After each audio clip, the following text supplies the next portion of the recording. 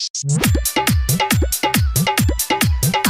Mithila recording studio Beldaur बाजार। अल्लाह लगा suit बहिन के छौरी मन ललचाई भी गे।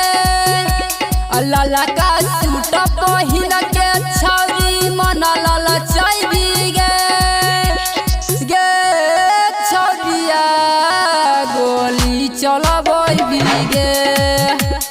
गे छौरिया गोली चलबई भी गे। गोली चलबई भी गे। गोली चलबई भी गे।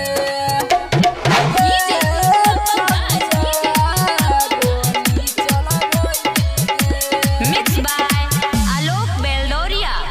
जींस टॉप में छौरी है गोइला गई छी तू ब्यूटी।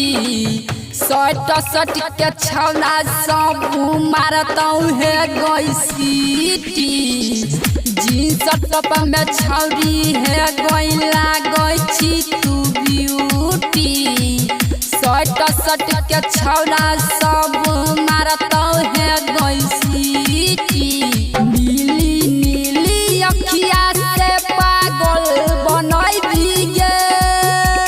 नीली नीली अखिया से पागल बनई भी गे।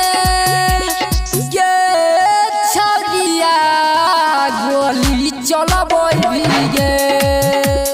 गे छौरिया गोली चलबई भी गे।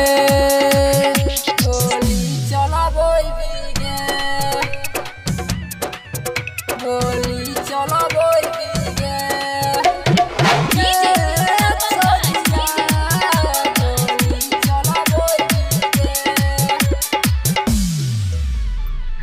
रसीली लाबो पर कोइला गाबै छी होठलाली। देखै में लागै छी तू नागिन बिसावाली। रसीली लाबो पर कोइला गाबै छी होठलाली। देखै में लागै छी तू नागिन बिसावाली।